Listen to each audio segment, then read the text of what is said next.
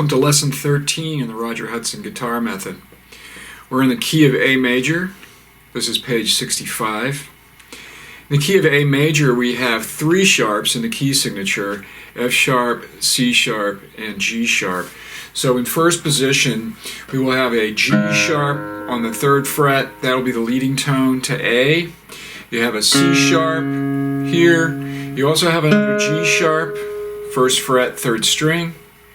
C sharp, 2nd fret, 2nd string. And then you have a G sharp on the 4th fret. That will be the leading tone to play the A, the high A. So in this scale, we will be shifting to 2nd position as you approach the A on the 1st string. Okay, here's the A major scale, 1st position.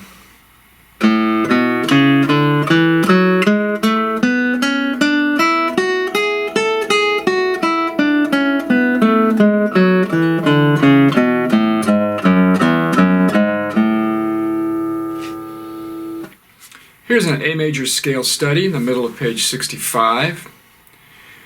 In this one, keep in mind that you will be needing to shift positions. Pay close attention to the finger numbers.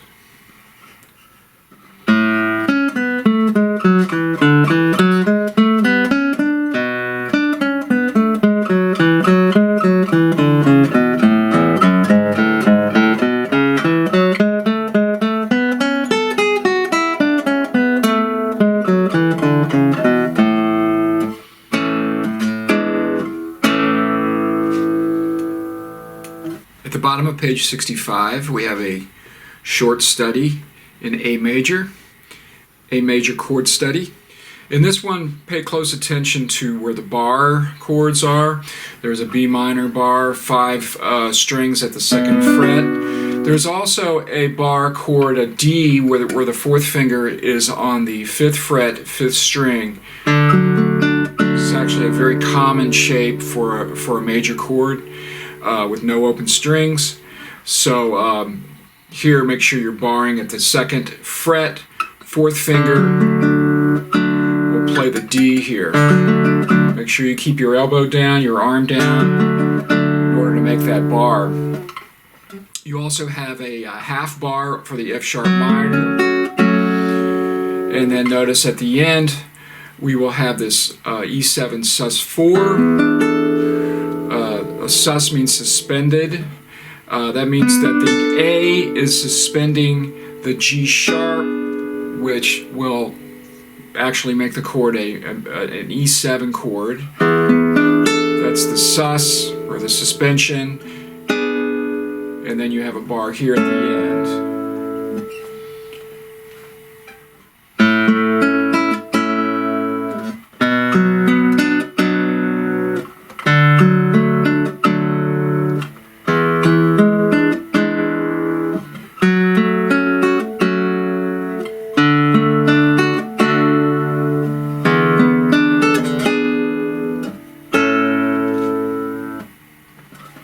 On page 66, we have a short prelude by Matteo Carcassi. This one is in 6/8 time. Make sure that you pay attention to, in the 2nd line, there's a half bar where you're going from an A chord. And then you have this A7, and then you're going to stay on that bar, and then you'll drop out of the bar, play this diminished chord.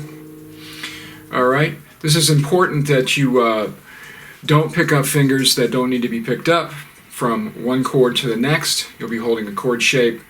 Virtually every measure will be a different chord shape. Here we go. 1, 2, 3, 4, 5, 6.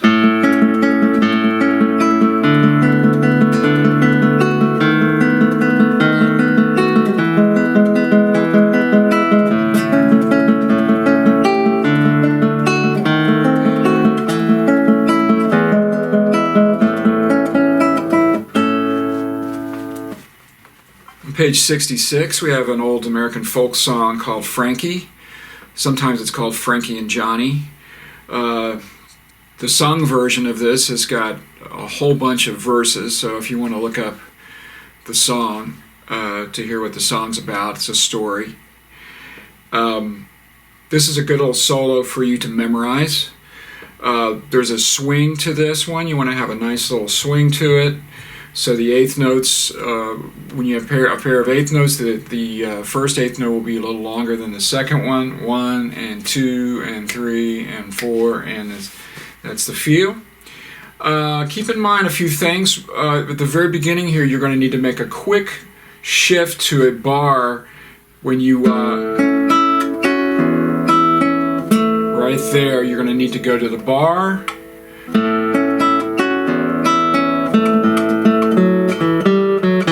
Pay close attention to the slurs whenever they occur. There are some shifts. These are in thirds, the intervals of a third. Very popular and common interval to play on the guitar. Also, it's something interesting. The third line down, you'll notice the first measure there. There is an X in front of one of the notes. That's actually a double sharp. So not only is that an F sharp, but it's an F double sharp, which is the same as a G. So you may be wondering, well, why put F double sharp there? Why don't we just put a G there? Well, first of all, there's a G sharp in the key signature.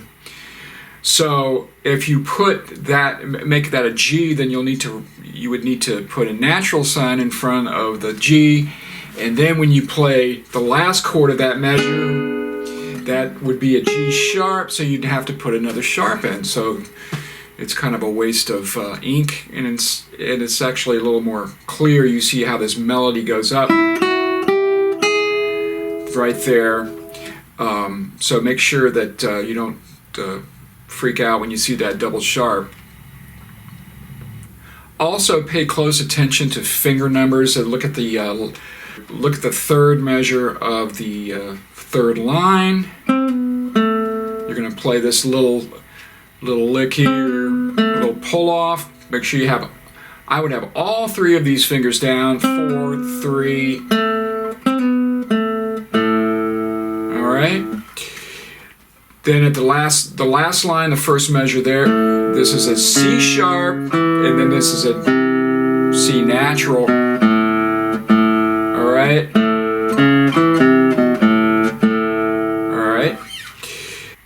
Here's how it goes. 1, 2, 3, 4.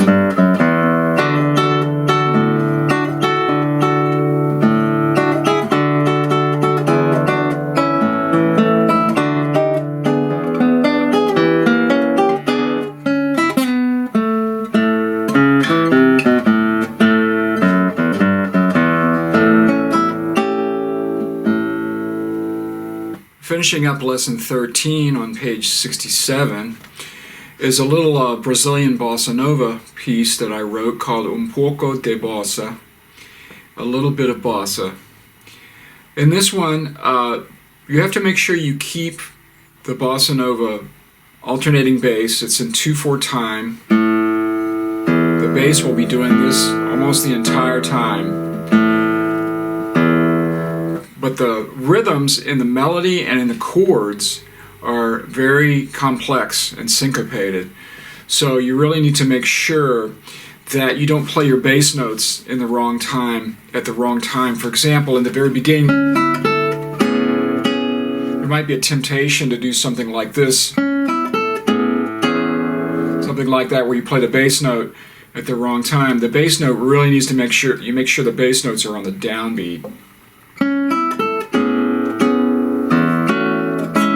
There's a lot of syncopation where you have to subdivide the beat into 16th notes to figure out where it is you're going to play. There's a lot of the in Bossa Nova. There's a very common figure where you play 1E and 2E and 1E and 2E and that sort of thing, where you're changing the melody note or the chord on the very last 16th note of the beat, or the chord might not happen on the downbeat. It might happen on the second 16th note of the beat. So 1E and there's a lot of that going on in Bossa Nova.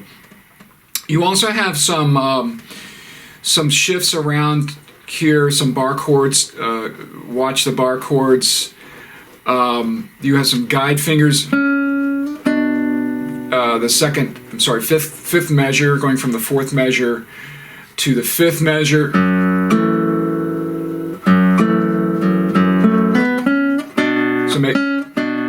All right, that's a guide finger. It doesn't mean a slur or a slide. It's just a shift, really, with the second finger.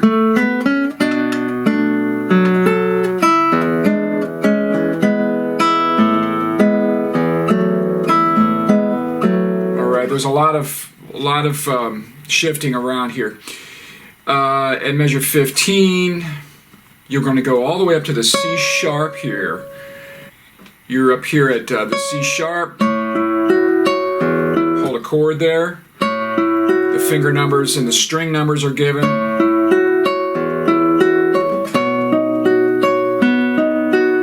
All right. Pay close attention to what's happening here. Just keep this note down. This is a half bar at the 7th fret. That note right here, I don't have the second finger in there, but there's a C sharp there. That's a bar 2 strings at the 5th fret. I'm on measure 17. And then you're going to bar 4 strings at the 2nd fret. And then the bar comes off right there where that accent mark is, at the end of 18. When you get to measure 19, all right, it's a B minor 9. There's an open 4th string. Then there's a D sharp here. Everything else stays down. All right, the C sharp's still down at measure 20. Keep that 4th finger down. Still down. Now at measure 21, you're going to come off of that C sharp.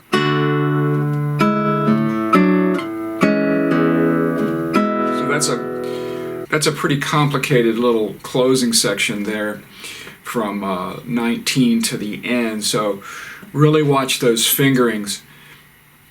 Also keep in mind that when you memorize a piece of music, or even if you're working on it, then if you don't plan on memorizing it, something like this, I would recommend that you memorize it so that you can play it wherever you go. You won't have to have the book to play music every time. You need to every time you want to play music. This is important. It's an important distinction to understand that just because you know how to read music, it doesn't mean that you don't memorize the music, and that you can go someplace where there's a guitar, you can pick up the guitar and play the music. You don't have to have the written sheet music. So that's what's important about developing your repertoire. You can actually learn how to memorize something very effectively if you start at the end. For example, if you practice the end of this little section at the end here from 19 to the end, is pretty complicated. So you might want to get that done first. Work on that. So maybe work on 19 to the end. Get that down, and then work a little farther up, like at 17, where you have the bar chords and the shifting. Work your way up all the way to maybe measure 15.